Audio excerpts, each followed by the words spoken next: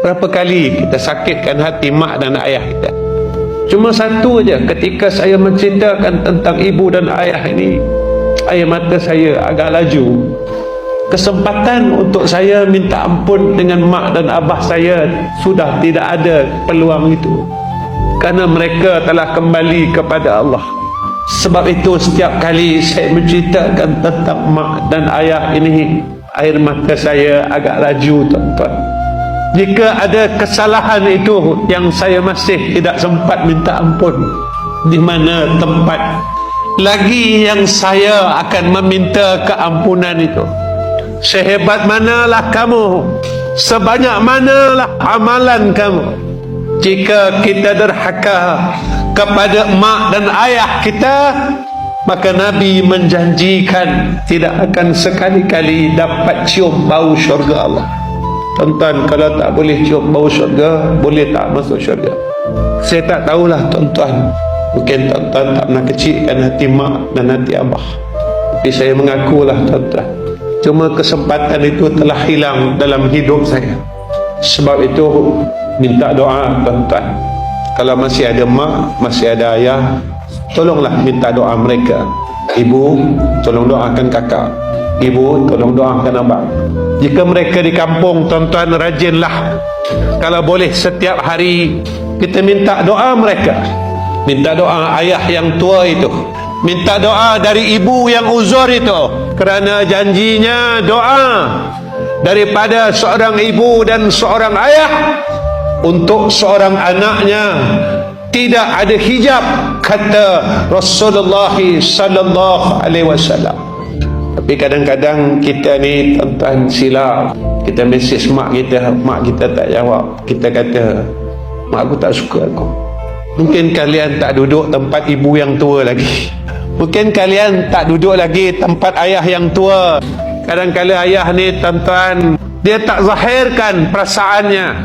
Saat anaknya itu memberikan mesej pada pesanan ringkasnya, ayah tetap baca tuan-tuan. Sewaktu dia baca itulah, dia kata apa? Ya Allah, tolong berkatkan anak aku. Ya Allah, tolong kabulkan hajat anak aku. Walaupun mesej itu dia tak sempat balas, tapi kadang anak-anak ni dia buat sangka dengan ayah dia. Dia kata, ayah aku tak balas pun, dia cuma tengok aja. Saya duduk tempat ayah, saya duduk tempat anak, saya duduk tempat atuk. Saya dah 17 orang cucu datang. Ayah ni, ibu ni, dia tak pernah berhenti fikirkan hal anak-anak dia sampailah dia meninggal. Percayalah, seorang ayah ni, dia takkan pernah berhenti fikirkan hal anak dia, fikirkan hal cucu dia, fikirkan hal menantu dia, sampailah dia tutup mata dia. Cuma kadang-kadang anak ni, dia suka buruk sangka dengan ayahnya dan ibunya. Kadang-kala insan tua ini sampai dah tak mampu tuan-tuan, tapi mereka tidak beritahu yang ayah itu tidak mampu. Saat anak-anak kita ini makan bersama-sama dengan kita, dan masa itulah tengah kita tak ada duit, kita beli ikan dalam keadaan yang sikit masa tu. Anak-anak kita balik makan dalam keadaan yang lapar. Tuan-tuan, mungkin tuan-tuan pernah lalu, kita seorang ayah, kita cuma ambil ikan tu sikit aja tuan-tuan. Lalu isteri kita tanya, kenapa abang berhenti? Kita cakap apa? Kita kata kita dah kenyang. Yang tahu kita sedang menipu adalah isteri kita. Sebenarnya kita bukan kenyang tuan-tuan.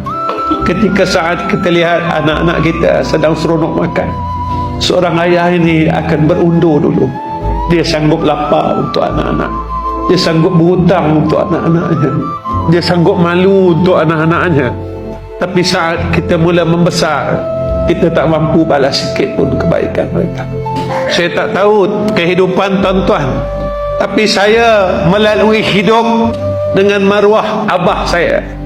Setiap 3 hari ia akan bawa balik makanan dengan menjual maruahnya, iaitu dengan menyerahkan buku 35 di kedai runcit yang ia berhutang seumur hidup.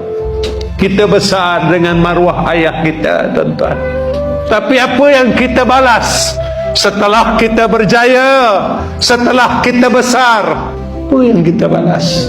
Ustaz, saya tak ada duit. Ayah ni bukan nak duit. Cukuplah kalau kau tanya, ayah sihat ya? Cukuplah kalau kau ada masa. Tak payahlah kau pergi bercuti ke mana, tapi kau bercutilah dengan aku. Baliklah tengok aku. Kau ambil tahulah hal aku. Kau tanya yang aku sedang rindu atau tidak dengan kalian, dengan cucu-cucuku. Kita tak pernah tanya tuan-tuan. Macam mana yang kita kata kita lepas daripada anak yang derhaka.